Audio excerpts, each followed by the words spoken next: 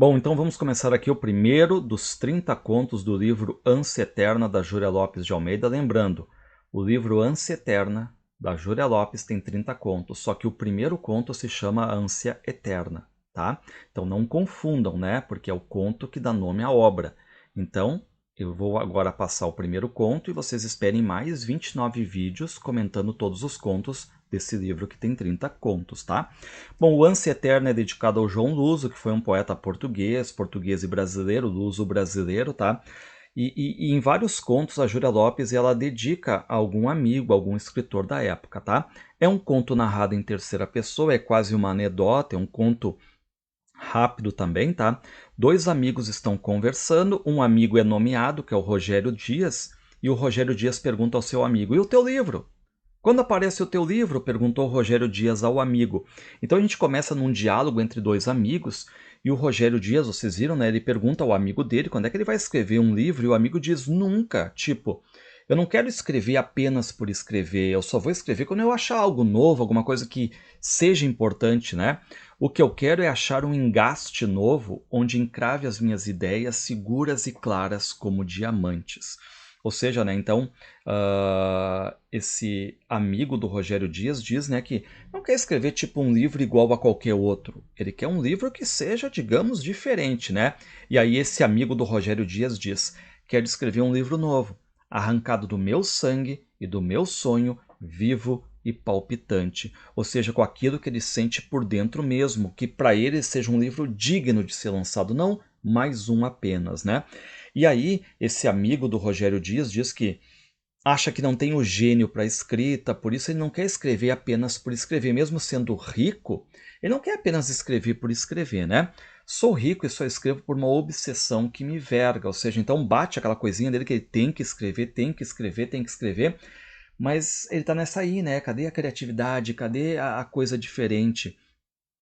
E ele segue dizendo, né, para o Rogério Dias que, como ele escreve muito a todo momento, ele se irrita também com aquilo que não é novo, rasga muitas páginas, mas mal ele rasga uma página e já está ali querendo escrever outra. Este martírio ainda dura. Todo o meu protesto de acabar fica onde começa o desejo de criar mais e melhor. E aí ele diz, né, esse amigo aí diz pro Rogério Dias: eu não nasci para escritor, sou orgulhoso, a popularidade ofende-me. E diz também que tem um pouco de vergonha, e agora que vai envelhecendo fica cada vez mais sensível, mais descontente, digamos, do que ele próprio escreve. Então reparem que esse primeiro momento do conto, ele está versando então sobre uma conversa entre dois amigos, um deles é nomeado, que é esse Rogério Dias, e o outro que não é nomeado, sobre essa questão de escrever ou não e tudo mais, né? E aí o amigo diz pro Rogério Dias, ó: mas como hei de eu, que sou um homem dependente e fraco, fazer tal livro independente e forte? Tipo, eu queria um livro para chamar o meu livro, mas qual será o escritor que não pense no seu livro definitivo, único? E aí esse Rogério Dias, né, tá vendo que o amigo tá naquela angústia que gosta de escrever, mas não quer escrever ao mesmo tempo. E esse Rogério Dias diz, né, pô, de repente tu muda de hábito, se muda, busca uma tranquilidade para escrever um livro, e aí ele aconselha o amigo dele, né, a se casar. De repente, um casamento pode ser aquela inspiração que falte, né? Aí o que diz o amigo por Rogério Dias? Não. Se eu me casasse, eu traria para casa uma inimiga. Por mais doce e modesta que ela fosse, ela teria a pouco ciúmes disso tudo. Então reparem, né? Como ele gosta da escrita, ele tem essa obsessão de escrever e tudo mais, e diz que ia conflitar com a esposa daí. E aí esse amigo diz pro Rogério Dias, né, que as mulheres não gostam de ser deixadas de lado, né? E vá que brigue por causa disso, tenha ciúme e tudo mais. E aí ele chega e diz assim, ó, Rogério, olha só. E tem outro detalhe também. Eu posso te contar o meu último caso amoroso, só para resumir bem por que eu não publico um livro. E aí o Rogério diz, não, não tem problema nenhum, tá? Então vamos lá para minha casa e tudo mais. A minha mãe faz uma janta e tal, aquela coisa toda, né? Então a gente vai agora cair ah, numa historinha, uma história rápida, pequena, como ele diz agora, né? Ele diz assim, amigo Rogério Dias, escuta agora a minha história. Ela é pequenina, mas vai resumir por que que ele não publica um livro, né? E tem a ver com um caso amoroso, tá? Reparem o que ele está dizendo. Rogério Dias, um dia eu entrei com um amigo, com um outro amigo, que não é o Rogério Dias, né? No passeio público com o pretexto de combinarmos a colaboração de um drama, ou seja, de uma peça de teatro. E o detalhe é que essa história, agora que o amigo do Rogério Dias está contando para ele, é quase como se fosse uma anedota, uma piada, porque o que, que diz esse amigo do Rogério Dias? Ah, eu estava com meu outro amigo, né? A gente sentou num banco, e de repente tinha aí duas crianças brincando próximos, né? Próximas da gente ali. Em frente a nós, num outro banco de pedra, duas moças conversavam baixinho. Então reparem, né? Ele tá ouvindo daquele outro amigo dele, aquela questão toda de escrever um livro, um drama, mas esse que está contando agora essa história aqui pro Rogério Dias, né, o amigo do Rogério Dias, diz que estava ouvindo o amigo dele, mas estava olhando para as crianças, estava olhando para as duas moças, né, tá olhando tudo ao redor ali, ou seja, um olho no rato, outro no prato, basicamente, né, ou seja, ouvindo a conversa do amigo sobre o livro, mas também olhando as crianças e as mulheres ali. E eu pensava na doçura que deveria haver em ser-se pai de umas crianças como aquelas que ali estavam. Ou seja, ele olha para a criança e pensa na paternidade. E aí ele olha para as duas moças e vê que uma das duas é mãe das crianças, mãe dos dois filhos. Só que a outra que estaria solteira. E ele acha linda, maravilhosa. O que ele pensa? Pô, tá aí a minha mulher, tá aí o meu futuro, né? Mas de tudo o que mais me impressionou, viva e extraordinariamente, foram seus olhos de um azul escuro, triste. E aí, né, ele diz que nunca tinha visto olhos assim e tudo mais. E ele olha para essa mulher e fica feliz, fica apaixonado. E aí ele começa a olhar para a criança também. Ele pensa, bom, é isso que eu quero para minha vida. Eu quero um casamento. Já penso em ter um chalé, filhos, uma casinha, minha esposa. Os olhos azuis da moça diziam-me no seu brilho discreto e sagrado: eu farei a tua felicidade. Sou educada, sou ativa, sou modesta. Compreendo e amo as artes e tenho o coração aberto para as ternuras conjugais e maternas. E aí, lembrem, né, que esse amigo do Rogério Dias está contando para o Rogério Dias essa história, uma história que já aconteceu, né?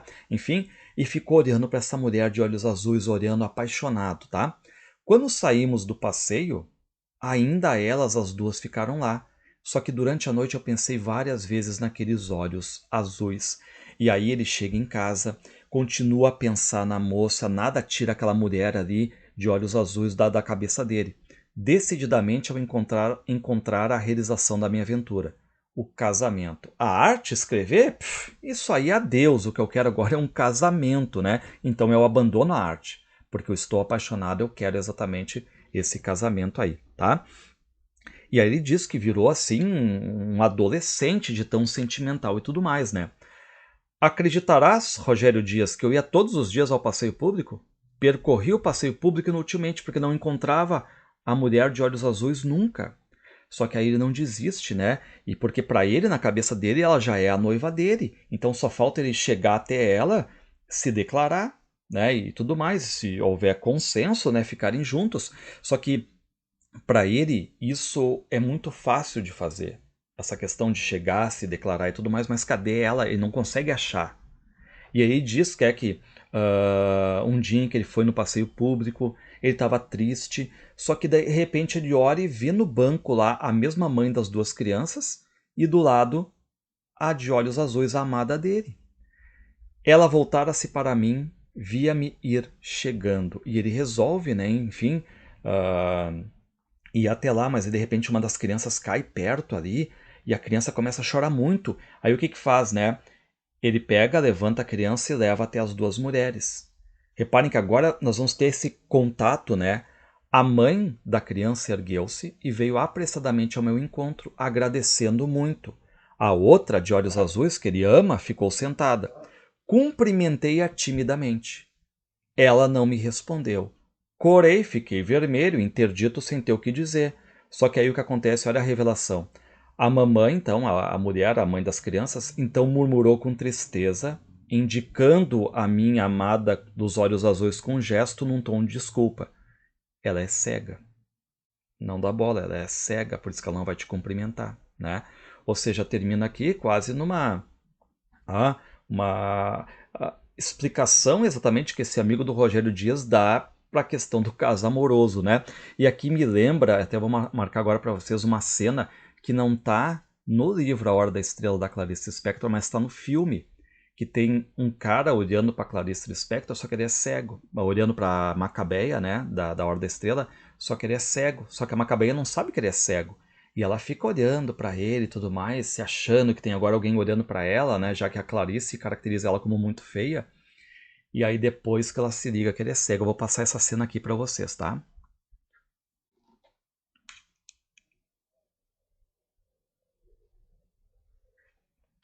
Ó, reparem, é uma cena do filme.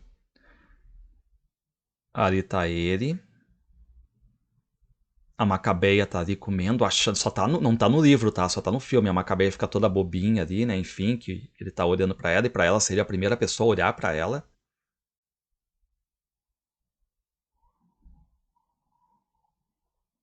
Ela fica meio sem jeito ali. Isso é uma cena que foi incluída pelo diretor do filme, tá? E aí ele resolve sair, ele é cego.